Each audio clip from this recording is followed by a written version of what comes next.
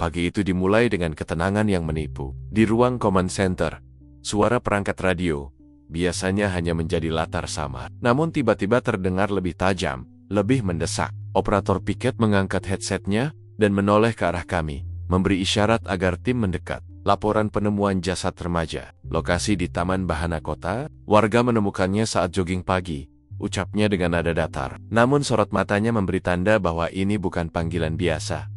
Begitu informasi diterima, kami langsung bergerak. Udara pagi yang seharusnya terasa sejuk, mendadak mengandung beban asing yang sulit dijelaskan. Semacam firasat bahwa kasus ini akan menjadi lebih rumit dari yang tampak. Sirene mobil patroli memecah kesunyian jalanan yang masih setengah lengang. Di balik kaca mobil, pepohonan di sepanjang boulevard berkelebat seperti bayangan panjang yang mengikuti laju kendaraan kami. Setibanya di lokasi, garis polisi belum terpasang. Beberapa warga berdiri berkerumun dengan wajah pucat dan penasaran yang bercampur ketakutan. Kami segera mensterilkan area, mengatur perimeter, dan meminta warga menjauh. Saya berjalan lebih mendekat ke titik yang ditunjukkan pelapor, sebuah ruang terbuka di sisi jalur lari. Di antara bangku taman dan sumak-simak yang agak tinggi, matahari baru saja naik, menebarkan cahaya keemasan yang anehnya justru menambah nuansa muram tempat itu. Yang pertama, menarik perhatian. Saya bukan korban itu sendiri, tetapi atmosfer TKP, hening yang berbeda dari hening pagi biasa. Seolah seluruh taman menahan napas. Daun yang berguguran tidak bergerak, dan burung-burung yang biasanya ramai justru memilih diam. Bau dedaunan basah bercampur dengan jejak tanah yang terinjak paksa, memberikan tanda bahwa peristiwa ini bukan kematian yang alami.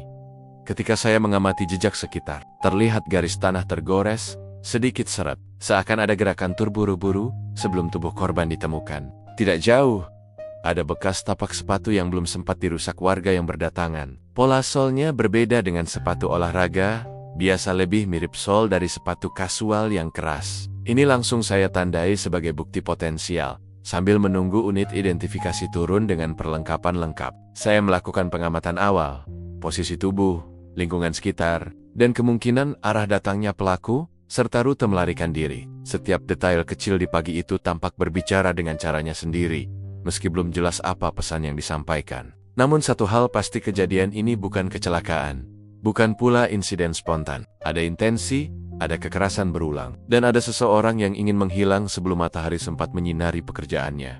Dan di saat itulah saya sadar, penyelidikan panjang baru saja dimulai. Saat kami melangkah memasuki area inti TAP kejadian perkara, suasana seketika berubah. Dari jauh, bentuk tubuh yang tergeletak sudah tampak. Namun, baru ketika saya berdiri beberapa meter darinya, detail-detail yang awalnya tampak kabur mulai terungkap pelan-pelan. Saya menarik napas panjang, bukan karena terkejut, tetapi karena pola serangan yang tampak pada tubuh korban memberi sinyal jelas. Ini bukan tindakan impulsif, melainkan serangan yang dilakukan dengan intensitas berulang. Seperti seseorang yang dikuasai dorongan kuat atau kemarahan yang sudah lama mendidih. Unit identifikasi mulai bekerja secara sistematis. Kamera forensik mengambil gambar dari berbagai sudut, memotret setiap posisi tubuh, setiap sudut lingkungan, setiap kemungkinan titik masuk dan keluar pelaku. Cahaya lampu flash sesekali memantul di daun basah dan permukaan bangku taman, membuat tempat kejadian perkara seolah bercahaya dingin yang tidak alami. Saya mengamati pola serangan dengan jarak aman, memperhatikan bagaimana letaknya, arahnya, dan intensitas kekuatannya. Luka-luka itu tidak perlu dijelaskan secara rinci untuk mengetahui satu hal. Pelaku bukan hanya ingin melukai, tetapi ingin memastikan korban tidak mampu bertahan. Ada unsur emosi dalam cara serangan dilakukan, bukan teknis. Bukan terencana seperti pembunuhan yang rapi, tetapi lebih seperti luapan yang dilepaskan tanpa kendali. Namun, di balik itu, tetap ada keputusan pelaku untuk meninggalkan tempat ini dalam keadaan tertentu. Artinya, meski emosional, ia masih cukup sadar untuk mengatur langkahnya agar tidak tertangkap. Tepat di sekitar tubuh korban, tanah tampak terganggu oleh aktivitas fisik intens. Rumput mengarah ke beberapa sisi yang berbeda, seolah terjadi pergerakan cepat antara korban dan pelaku. Di satu sisi, ditemukan tanda gesekan yang lebih dalam. Kemungkinan korban sempat berusaha menjauh atau bertahan, meski sebentar. Tidak jauh dari situ, ada jejak yang berbeda dengan tapak sepatu warga, tapak lebih berat, dalam, dan mengarah keluar dari jalur taman menuju sisi jalur servis belakang yang lebih jarang dilalui orang. Saya jongkok perlahan, memperhatikan tangan korban yang sedikit terangkat. Ada sedikit kotoran di sela jari-jari, tanda bahwa ia sempat meraih sesuatu. Mungkin mencengkeram tanah atau semak saat mencoba mempertahankan diri. Di sisi tubuhnya, ada dedaunan yang rusak tidak merata, menandakan adanya gerakan cepat dari seseorang yang mungkin tersandung atau melangkah tergesa dari sudut pandang profesional. Pola serangan ini menunjukkan pelaku tidak menggunakan teknik yang rapi atau senjata yang disiapkan jauh-jauh hari. Ini lebih condong pada tindakan yang dilakukan dalam momen tertentu, entah momen murka, ketakutan, atau situasi emosional akut. Namun hal itu tidak membuat pelaku menjadi kurang berbahaya, justru sebaliknya. Pelaku semacam ini sulit ditebak, sulit diprediksi, dan seringkali mengambil keputusan spontan yang berujung fatal. Angin pagi berhembus perlahan, namun suasananya terasa berat, seperti membawa sisu-sise ketegangan peristiwa yang terjadi hanya beberapa jam sebelumnya. Setiap petugas yang ada di sana merasakan hal yang sama. Ini bukan kasus sederhana. Pola serangan berulang seperti ini seringkali membawa motif pribadi yang rumit, hubungan yang tidak terlihat oleh mata kasat, atau dendam yang tidak pernah terucapkan. Sembari mencatat, saya mengangkat kepala dan memperhatikan sekeliling taman. Heningnya terlalu rapi, terlalu sunyi untuk sebuah lokasi tempat kekerasan semacam ini terjadi. Tapi disinilah kami berdiri di tengah ketenangan yang memelihara jejak kebenaran, menunggu untuk diungkap satu persatu, dan saya tahu, apapun yang terjadi di sini malam tadi, pelakunya meninggalkan lebih banyak petunjuk dari yang ia sadari. Begitu memastikan kondisi sekitar aman, kami langsung berpencar untuk melakukan prosedur sterilisasi lokasi. Garis kuning mulai dipasang mengelilingi titik inti tempat kejadian perkara, membentuk perimeter yang memisahkan dunia luar dengan ruang sunyi tempat kebenaran bersembunyi. Ketika pita itu berkibar tertiup angin, suara gesekannya terdengar kecil, namun tegas, seolah mengingatkan siapa saja bahwa wilayah ini bukan lagi hanya taman kota, tetapi ruang yang harus diperlakukan seperti ruang operasi. Setiap langkah, setiap nafas harus diperhitungkan. Para petugas lain mulai mendata warga yang pertama kali melihat korban. Sementara itu, saya fokus mengamati area yang biasanya diabaikan oleh mata awam. Sisi bangku taman, jalur setapak kecil menuju toilet umum, dan sudut gelap di belakang tiang lampu. Tempat-tempat yang kerap tidak diperhatikan justru sering menjadi titik paling jujur dalam sebuah penyelidikan. Karena di sanalah pelaku biasanya meninggalkan jejak tanpa sadar. Unit identifikasi forensik tiba dengan mobil khusus. Kotak-kotak berisi alat bukti dibuka satu persatu. Kuas karbon, stik kapas steril, lampu UV portable, hingga perlengkapan pengambil sampel mikro. Suara sarung tangan lateks yang ditarik dan dikencangkan terdengar jelas di tengah keheningan. Petugas fotografi mulai memotret bukan hanya tubuh dan posisi korban, tetapi juga lingkungan sekitar yang lebih luas, jalur yang diperkirakan dilalui pelaku, semak-semak yang terganggu, hingga pola rumput yang terinjak ketika mereka memeriksa tanah di dekat bangku. Saya memperhatikan sebuah detail kecil. Ada bekas lecet memanjang di salah satu tiang besi bangku, seolah sesuatu sempat bergesekan keras di sana. Tidak cukup bukti untuk disimpulkan apapun, tapi cukup penting untuk dicatat. Setiap ketidakwajaran memiliki kemungkinan menjadi bagian dari rangkaian. Tak jauh dari situ, salah satu petugas menemukan benda kecil di antara dedaunan yang jatuh. Bukan barang besar, hanya benda ringan yang mungkin terlepas saat pelaku bergerak cepat. Kami belum tahu apakah benda itu milik pelaku, korban, atau orang lain yang sebelumnya lewat. Namun prosedur mengajarkan kami satu hal: jangan mengabaikan apapun yang tidak seharusnya ada di tempat seperti ini. Sementara itu, saya kembali ke jalur lari. Ada garis tanah yang tampak lebih dalam dari jejak sepatu lain, menandakan seseorang melangkah dengan tekanan berat, entah karena buru-buru atau karena membawa sesuatu. Jejak itu mengarah keluar dari taman, menuju area parkir kecil yang gelap tanpa CCTV. Ini bukan kebetulan. Pelaku memilih arah yang paling minim pengawasan. Seluruh proses sterilisasi ini mungkin terlihat seperti rutinitas mekanis bagi orang luar. Namun bagi kami, inilah fondasi dari seluruh penyelidikan. Jika satu detail terlewat hari ini, itu bisa berarti kehilangan jawaban esok hari. Tempat kejadian perkara bukan sekadar tempat kejadian. Ia adalah saksi yang tidak dapat berbicara. Tugas kami adalah mendengarkan melalui setiap tanda yang ia tinggalkan.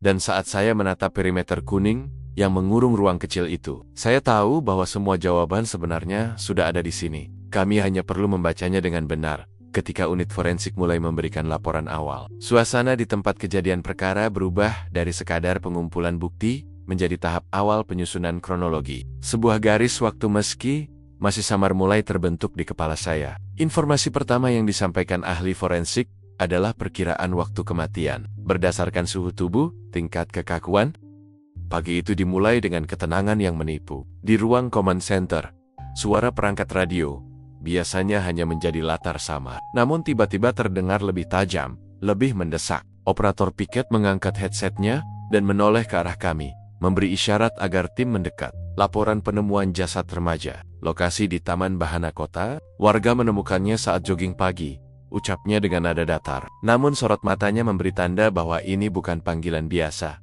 Begitu informasi diterima, kami langsung bergerak. Udara pagi yang seharusnya terasa sejuk, mendadak mengandung beban asing yang sulit dijelaskan. Semacam firasat bahwa kasus ini akan menjadi lebih rumit dari yang tampak. Sirene mobil patroli memecah kesunyian jalanan yang masih setengah lengang. Di balik kaca mobil, pepohonan di sepanjang boulevard berkelebat seperti bayangan panjang yang mengikuti laju kendaraan kami.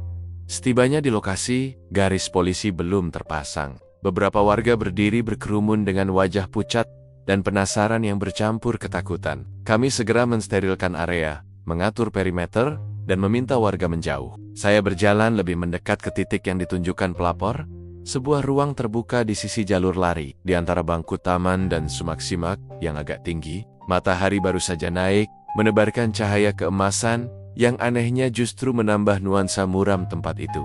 Yang pertama, menarik perhatian. Saya bukan korban itu sendiri, tetapi atmosfer TKP, hening yang berbeda dari hening pagi biasa. Seolah seluruh taman menahan napas. Daun yang berguguran tidak bergerak, dan burung-burung yang biasanya ramai justru memilih diam. Bau dedaunan basah bercampur dengan jejak tanah yang terinjak paksa, memberikan tanda bahwa peristiwa ini bukan kematian yang alami. Ketika saya mengamati jejak sekitar, terlihat garis tanah tergores, sedikit seret, seakan ada gerakan terburu-buru sebelum tubuh korban ditemukan. Tidak jauh, ada bekas tapak sepatu yang belum sempat dirusak warga yang berdatangan. Pola solnya berbeda dengan sepatu olahraga, biasa lebih mirip sol dari sepatu kasual yang keras. Ini langsung saya tandai sebagai bukti potensial. Sambil menunggu unit identifikasi turun dengan perlengkapan lengkap, saya melakukan pengamatan awal, posisi tubuh, lingkungan sekitar, dan kemungkinan arah datangnya pelaku, serta rute melarikan diri. Setiap detail kecil di pagi itu tampak berbicara dengan caranya sendiri, meski belum jelas apa pesan yang disampaikan. Namun satu hal pasti, kejadian ini bukan kecelakaan. Bukan pula insiden spontan. Ada intensi, ada kekerasan berulang, dan ada seseorang yang ingin menghilang sebelum matahari sempat menyinari pekerjaannya. Dan di saat itulah saya sadar, penyelidikan panjang baru saja dimulai. Saat kami melangkah memasuki area inti TAP kejadian perkara, suasana seketika berubah. Dari jauh, bentuk tubuh yang tergeletak sudah tampak. Namun, baru ketika saya berdiri beberapa meter darinya, detail-detail yang awalnya tampak kabur mulai terungkap pelan-pelan. Saya menarik napas panjang, bukan karena terkejut, tetapi karena pola serangan yang tampak pada tubuh korban memberi sinyal jelas. Ini bukan tindakan impulsif, melainkan serangan yang dilakukan dengan intensitas berulang. Seperti seseorang yang dikuasai dorongan kuat atau kemarahan yang sudah lama mendidih.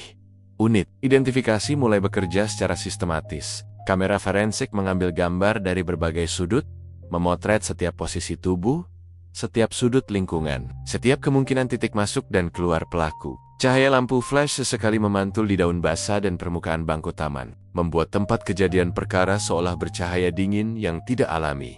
Saya mengamati pola serangan dengan jarak aman, memperhatikan bagaimana letaknya, arahnya, dan intensitas kekuatannya. Luka-luka itu tidak perlu dijelaskan secara rinci. Untuk mengetahui satu hal, pelaku bukan hanya ingin melukai, tetapi ingin memastikan korban tidak mampu bertahan. Ada unsur emosi dalam cara serangan dilakukan, bukan teknis. Bukan terencana seperti pembunuhan yang rapi, tetapi lebih seperti luapan yang dilepaskan tanpa kendali. Namun, di balik itu, tetap ada keputusan pelaku untuk meninggalkan tempat ini dalam keadaan tertentu. Artinya, meski emosional, ia masih cukup sadar untuk mengatur langkahnya agar tidak tertangkap. Tepat di sekitar tubuh korban, tanah tampak terganggu oleh aktivitas fisik intens. Rumput mengarah ke beberapa sisi yang berbeda, seolah terjadi pergerakan cepat antara korban dan pelaku. Di satu sisi, ditemukan tanda gesekan yang lebih dalam. Kemungkinan korban sempat berusaha menjauh atau bertahan, meski sebentar. Tidak jauh dari situ, ada jejak yang berbeda dengan tapak sepatu warga. Tapak lebih berat, dalam, dan mengarah keluar dari jalur taman menuju sisi jalur servis belakang yang lebih jarang dilalui orang.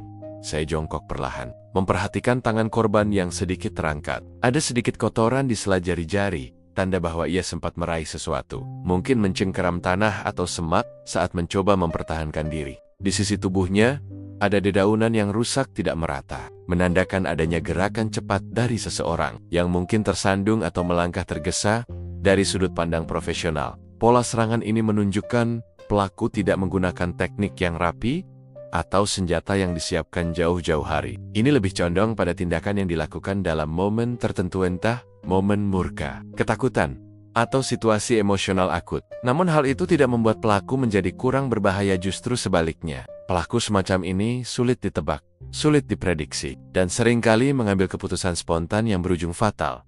Angin pagi berhembus perlahan, namun suasananya terasa berat, seperti membawa sisu-sise ketegangan peristiwa yang terjadi hanya beberapa jam sebelumnya. Setiap petugas yang ada di sana merasakan hal yang sama. Ini bukan kasus sederhana. Pola serangan berulang seperti ini seringkali membawa motif pribadi yang rumit, hubungan yang tidak terlihat oleh mata kasat, atau dendam yang tidak pernah terucapkan. Sembari mencatat, saya mengangkat kepala dan memperhatikan sekeliling taman. Heningnya terlalu rapi, terlalu sunyi untuk sebuah lokasi tempat kekerasan semacam ini terjadi. Tapi disinilah kami berdiri di tengah ketenangan yang memelihara jejak kebenaran, menunggu untuk diungkap satu persatu, dan saya tahu, apapun yang terjadi di sini malam tadi, pelakunya meninggalkan lebih banyak petunjuk dari yang ia sadari. Begitu memastikan kondisi sekitar aman, kami langsung berpencar untuk melakukan prosedur sterilisasi lokasi. Garis kuning mulai dipasang mengelilingi titik inti tempat kejadian perkara, membentuk perimeter yang memisahkan dunia luar dengan ruang sunyi tempat kebenaran bersembunyi. Ketika pita itu berkibar tertiup angin, suara gesekannya terdengar kecil, namun tegas, seolah mengingatkan siapa saja bahwa wilayah ini bukan lagi hanya taman kota, tetapi ruang yang harus diperlakukan seperti ruang operasi. Setiap langkah, setiap nafas harus diperhitungkan. Para petugas lain mulai mendata warga yang pertama kali melihat korban. Sementara itu, saya fokus mengamati area yang biasanya diabaikan oleh mata awam. Sisi bangku taman, jalur setapak kecil menuju toilet umum, dan sudut gelap di belakang tiang lampu. Tempat-tempat yang kerap tidak diperhatikan justru sering menjadi titik paling jujur dalam sebuah penyelidikan. Karena di sanalah pelaku biasanya meninggalkan jejak tanpa sadar. Unit identifikasi forensik tiba dengan mobil khusus. Kotak-kotak berisi alat bukti dibuka satu persatu. Kuas karbon, stik kapas steril, lampu UV portable, hingga perlengkapan pengambil sampel mikro. Suara sarung tangan lateks yang ditarik dan dikencangkan terdengar jelas di tengah keheningan. Petugas fotografi mulai memotret bukan hanya tubuh dan posisi korban, tetapi juga lingkungan sekitar yang lebih luas, jalur yang diperkirakan dilalui pelaku, semak-semak yang terganggu, hingga pola rumput yang terinjak ketika mereka memeriksa tanah di dekat bangku. Saya memperhatikan sebuah detail kecil. Ada bekas lecet memanjang di salah satu tiang besi bangku, seolah sesuatu sempat bergesekan keras di sana. Tidak cukup bukti untuk disimpulkan apapun, tapi cukup penting untuk dicatat. Setiap ketidakwajaran memiliki kemungkinan menjadi bagian dari rangkaian. Tak jauh dari situ, salah satu petugas menemukan benda kecil di antara dedaunan yang jatuh. Bukan barang besar, hanya benda ringan yang mungkin terlepas saat pelaku bergerak cepat. Kami belum tahu apakah benda itu milik pelaku, korban, atau orang lain yang sebelumnya lewat. Namun prosedur mengajarkan kami satu hal: jangan mengabaikan apapun yang tidak seharusnya ada di tempat seperti ini. Sementara itu, saya kembali ke jalur lari. Ada garis tanah yang tampak lebih dalam dari jejak sepatu lain, menandakan seseorang melangkah dengan tekanan berat, entah karena turu buru-buru atau karena membawa sesuatu. Jejak itu mengarah keluar dari taman, menuju area parkir kecil yang gelap tanpa CCTV. Ini bukan kebetulan. Pelaku memilih arah yang paling minim pengawasan. Seluruh proses sterilisasi ini mungkin terlihat seperti rutinitas mekanis bagi orang luar. Namun bagi kami, inilah fondasi dari seluruh penyelidikan. Jika satu detail terlewat hari ini, itu bisa berarti kehilangan jawaban esok hari. Tempat kejadian perkara bukan sekadar tempat kejadian. Ia adalah saksi yang tidak dapat berbicara. Tugas kami adalah mendengarkan melalui setiap tanda yang ia tinggalkan. Dan saat saya menatap perimeter kuning yang mengurung ruang kecil itu, saya tahu bahwa semua jawaban sebenarnya sudah ada di sini. Kami hanya perlu membacanya dengan benar, ketika unit forensik mulai memberikan laporan awal. Suasana di tempat kejadian perkara berubah dari sekadar pengumpulan bukti menjadi tahap awal penyusunan kronologi. Sebuah garis waktu meski masih samar mulai terbentuk di kepala saya. Informasi pertama yang disampaikan ahli forensik adalah perkiraan waktu kematian. Berdasarkan suhu tubuh, tingkat kekakuan, ia melanjutkan, menjelaskan bahwa seminggu terakhir korban merasa ada seseorang yang selalu muncul di sekitar sekolah atau di jalan menuju rumah. Bukan orang yang ia kenal, tetapi cukup sering terlihat untuk membuat korban resah. Teman itu bahkan mengatakan bahwa korban pernah memotret seseorang dari kejauhan, tapi foto itu tidak pernah ia tunjukkan. Kami langsung meminta izin menyita ponsel korban dari keluarga untuk mencari pesan yang dimaksud, foto, atau jejak digital yang bisa menelusuri siapa sosok misterius itu. Sebelum pergi, saya memperhatikan kembali ekspresi teman-teman korban di balik ketakutan mereka. Ada satu hal yang sama, perasaan bahwa kematian korban bukanlah sesuatu yang datang tanpa tanda-tanda. Ada tekanan yang menumpuk dalam beberapa waktu terakhir, hanya saja tidak ada yang benar-benar menyadari betapa seriusnya situasi itu. Saat kami keluar dari sekolah, angin sore berembus, membawa suara-suara kehidupan normal. Pelajar tertawa, kendaraan melintas, aktivitas berjalan seperti biasa. Namun bagi kami, gambaran itu justru terasa kontras. Sebab di balik semua keceriaan yang tersisa di sana, kami kini memegang kunci pertama menuju motif. Korban tidak hanya dibunuh, ia telah diawasi sebelumnya. Dan seseorang di luar sana masih merasa cukup percaya diri untuk tetap berada dalam bayang-bayang. Setelah mendapatkan izin dari keluarga, kami membawa ponsel korban ke laboratorium digital forensik. Di ruangan itu, suasana selalu berbeda hening, penuh konsentrasi, seolah seluruh kasus bergantung pada cahaya layar yang menampilkan ribuan data kecil. Dan memang seringkali begitu. Jejak yang tak terlihat di dunia nyata biasanya tertinggal jelas di ruang digital. Begitu teknisi forensik mengekstraksi data, perlahan satu persatu fragmen kehidupan korban muncul, pesan, riwayat lokasi, aktivitas, media sosial, serta foto yang pernah ia simpan maupun hapus. Tak butuh waktu lama untuk menemukan titik yang menghubungkan. Semuanya, ada satu nama yang terus berulang dalam pesan. Seseorang yang tidak ada dalam kontak, hanya muncul sebagai nomor tanpa identitas. Percakapan mereka tersebar dalam rentang 3 minggu. Pesannya tidak terlalu panjang, tetapi nada komunikasi berubah drastis, dari waktu ke waktu, dari ramah menjadi intens, lalu berubah menjadi desakan. Dan akhirnya, nada yang terasa nyaris mengancam. Saya membaca ulang rangkaian pesan dari awal. Pada mulanya, sepertinya mereka berkenalan melalui grup hobi daring. Percakapan awal bersifat umum, membahas hal-hal dangkal. Namun sejak percakapan memasuki minggu kedua, nada orang itu berubah. Ia menanyakan keberadaan korban, kenapa korban tidak membalas pesan, apakah ia berteman dengan orang lain. Kalimat-kalimat pendek, namun memiliki pola yang tidak sehat. Ada satu pesan yang membuat saya berhenti. Aku tahu kamu pulang jam berapa. Jangan bohong. Kalimat itu langsung menegaskan bahwa orang ini tidak hanya berkomunikasi melalui layar, tetapi mungkin mengikuti korban secara fisik. Dan itu sesuai dengan cerita teman-teman korban. Ketika teknisi melanjutkan membuka folder yang sudah dipulihkan, mereka menemukan satu foto yang sebelumnya sempat dihapus korban. Foto itu gelap, blur, seperti diambil tergesa-gesa dari balik bahu. Namun bentuk siluet seseorang terlihat berdiri di seberang jalan, menatap ke arah kamera. Meski gambarnya tidak cukup jelas untuk mengidentifikasi wajah, struktur tubuh dan gaya berpakaian memberi gambaran penting, remaja atau dewasa muda. Tubuh agak tinggi, mengenakan jaket hitam dan celana gelap. Hampir sama seperti sosok dalam rekaman CCTV yang kami lihat pagi itu. Saat melihat foto itu, saya merasakan perubahan dalam arah penyelidikan. Kami tidak lagi sekadar mencari pelaku, tetapi menyingkap pola yang sudah berlangsung lama. Korban tidak bertemu pelaku secara acak. Ia mungkin sedang menghadapi seseorang yang memupuk obsesi, rasa memiliki yang salah, atau kemarahan yang dipicu oleh penolakan. Laporan digital forensik berikutnya menemukan sesuatu yang lebih signifikan. Satu sidik jari di permukaan casing ponsel. Korban yang tidak cocok dengan milik anggota keluarga ataupun teman dekat. Jejak itu samar, tidak lengkap, namun cukup bagi sistem untuk memberikan kandidat kecocokan dari database seorang remaja yang pernah tercatat terlibat kasus perkelahian ringan beberapa tahun lalu. Tidak berat, tetapi cukup untuk membuat namanya masuk dalam sistem. Ketika nama itu muncul di layar, ruangan seakan berhenti sejenak. Saya menatap foto profil lama yang muncul.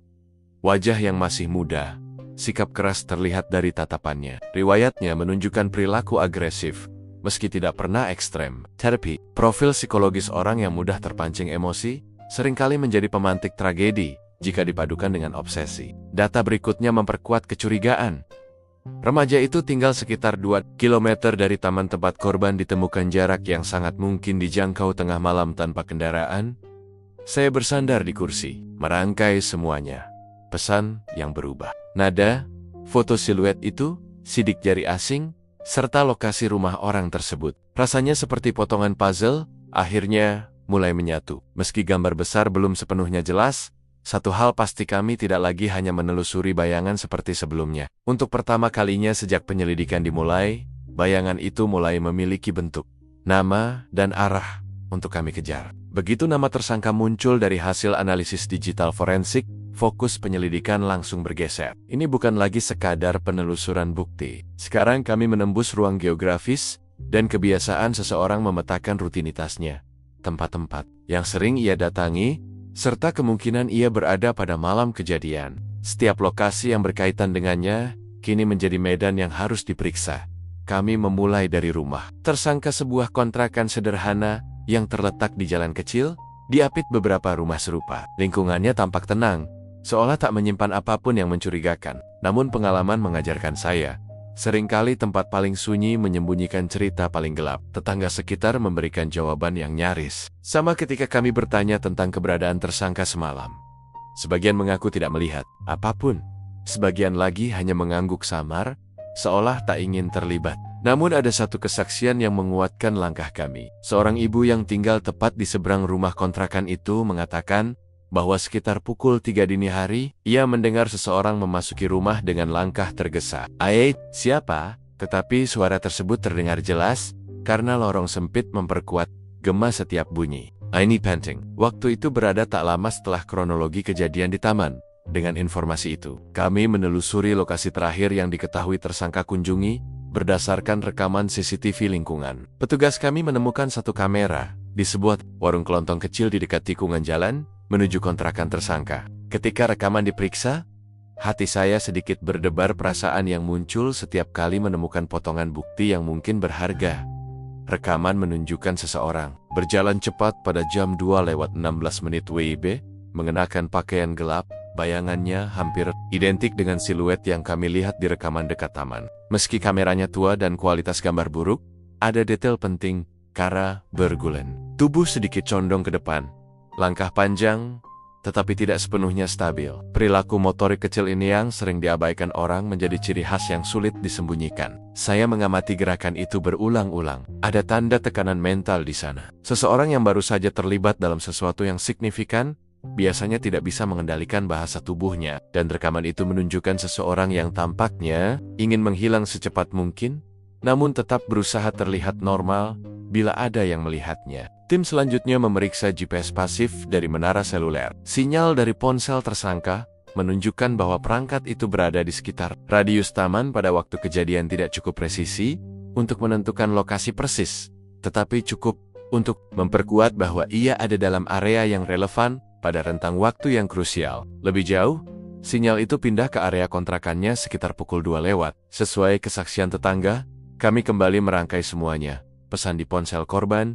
jejak digital tersangka, kesaksian lingkungan, dan rekaman CCTV. Garis itu mulai membentuk pola yang tak bisa diabaikan. Tersangka tidak hanya memiliki motif yang mungkin terkait konflik pribadi, tetapi juga kesempatan dan keberadaan fisik yang cocok dengan kronologi. Namun, hubungan ini masih harus diuji. Tidak cukup untuk membuat tuduhan, tetapi cukup untuk membuatnya menjadi target prioritas. Ketika saya berdiri di depan rumah kontrakan tersangka, menatap pintu kayu yang tertutup rapat, saya merasakan ketegangan yang berbeda dari biasanya. Tidak ada suara dari dalam, tidak ada tanda kehidupan, hanya keheningan yang terasa terlalu sengaja. Seolah seseorang berada di sana, menahan napas, menunggu kami mengambil langkah berikut. Dan saat itu saya tahu satu hal, langkah kami sudah benar. Kami berada di jalur pelarian tersangka. Hanya beberapa langkah tertinggal darinya. Malam itu udara terasa jauh lebih dingin dari biasanya, meski jarum jam belum menunjukkan tengah malam. Saya dan tim duduk di ruang briefing kecil, lampu neon berkelip redup di atas meja. Di hadapan kami terpampang peta lingkungan, foto-foto lokasi kejadian, serta daftar titik yang harus diperiksa ulang. Kesunyian itu hanya dipecahkan oleh suara kertas ketika saya membalik berkas. Setiap detail yang kami temukan sepanjang hari itu mengarah pada satu kesimpulan, tersangka mulai terpojok. Dan seseorang yang terpojok bisa melakukan apa saja, melarikan diri, menyembunyikan barang bukti, bahkan mendekati saksi yang dianggap mengancamnya. Oleh karena itu, penyelidikan malam itu bukan sekadar lanjutan rutinitas. Ini adalah perburuan waktu. Kami memulai dengan menelusuri rute yang mungkin dilalui. Tersangka setelah rekaman CCTV terakhir yang menunjukkan kemunculannya. CCTV menunjukkan ia berjalan menjauhi area kontrakan, menyusuri gang kecil yang mengarah ke jalan raya. Dari situ, ia bisa menuju mana saja, terminal kecil, area pemukiman padat, bahkan akses jalan menuju luar kota. Kami memutuskan untuk memeriksa daerah terdekat terlebih dahulu, terutama tempat-tempat yang mungkin ia anggap aman untuk bersembunyi. Saya ingat langkah pertama saat memasuki gang itu, gelap, lampu jalan yang biasanya menyala, tampak padam. Hanya 1-2 rumah yang masih memancarkan cahaya dari dalam. Dinding-dinding sempit memantulkan hembusan angin yang menggesek dedaunan kering. Setiap detail kecil malam itu terasa seperti memberikan petunjuk atau mungkin peringatan. Kami berhenti di sebuah pos ronda kecil yang terlihat sepi. Disinilah salah satu warga mengaku melihat seseorang berlari melewati area itu sekitar 1 jam sebelumnya. Ketika saya meminta deskripsi, ia menyebutkan pakaian gelap dan tangan yang tampak seperti memegang sesuatu yang dibungkus kain. Bisa jadi itu barang pribadi, bisa jadi sesuatu yang berhubungan dengan kasus. Namun, dalam penyelidikan, kami tak pernah mengandalkan dugaan. Kami perlu bukti. Kami lanjutkan pemeriksaan ke terminal kecil di ujung jalan raya. Tempat itu hampir kosong. Hanya ada 2 pedagang kopi keliling yang tampak setengah mengantuk ketika saya menunjukkan foto tersangka. Salah satu dari mereka mengerutkan dahi sebelum mengangguk pelan.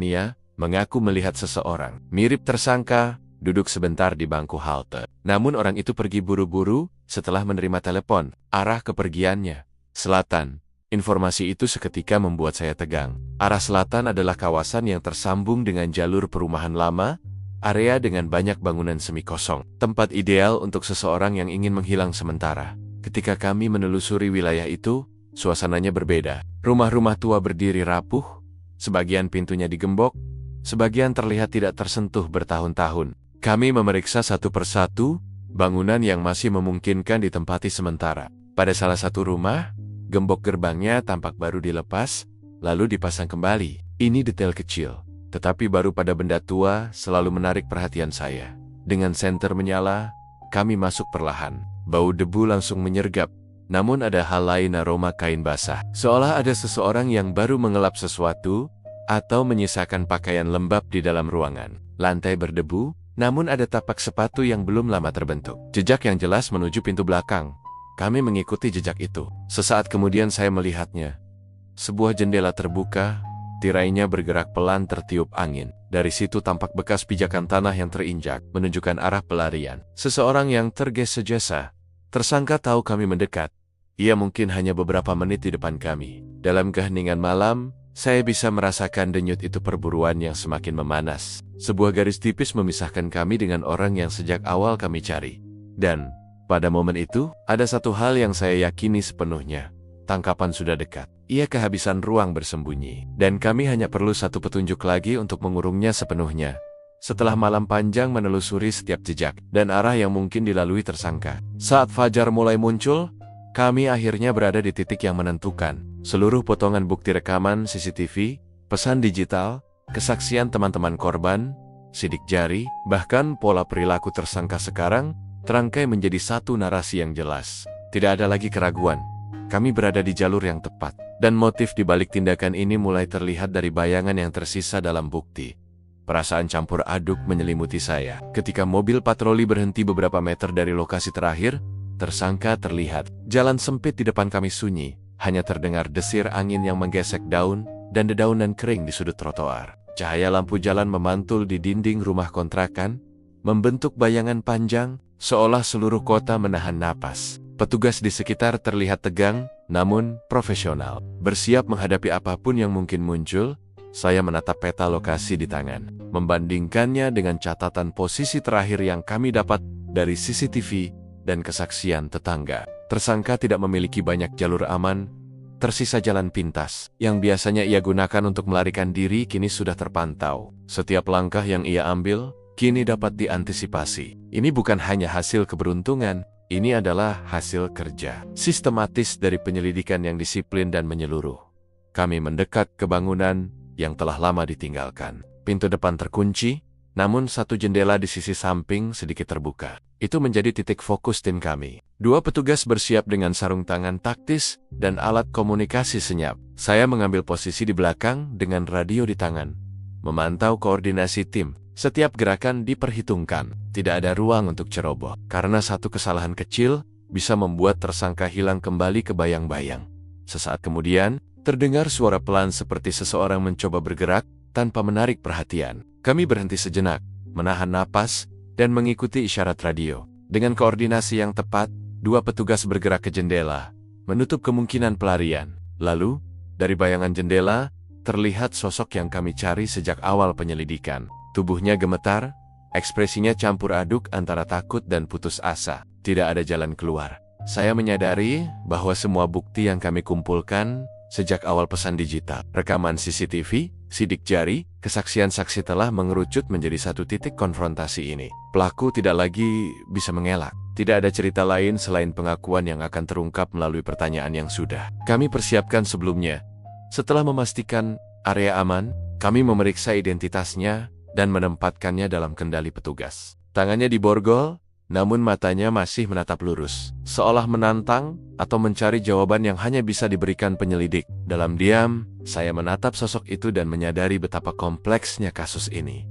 Motivasi pribadi yang bercampur obsesi, pola perilaku digital yang tersisa, dan pilihan lokasi strategis yang dilakukan pelaku, semuanya menjadi satu rangkaian tindakan yang kini tuntas terungkap. Ketika kendaraan membawa tersangka pergi, saya kembali menatap taman yang menjadi saksi bisu tragedi ini. Daun-daun masih berguguran, angin masih berhembus. Namun ada ketenangan yang berbeda, ketenangan yang hanya muncul setelah kebenaran mulai terbuka. Semua bukti, semua kerja keras tim, dan semua metode investigatif yang kami lakukan akhirnya membuahkan hasil. Kasus ini mengingatkan saya, lagi dan lagi, bahwa di balik setiap tragedi terdapat pola, jejak, dan tanda-tanda yang bisa dibaca. Tidak ada misteri yang sepenuhnya tersembunyi jika ditangani dengan disiplin, ketelitian, dan kesabaran. Dan saat kami menutup catatan terakhir di lapangan, saya tahu satu hal pasti. Penyelidikan ini tidak hanya mengungkap pelaku, tetapi juga memberikan keadilan, meski tidak bisa mengembalikan yang telah hilang.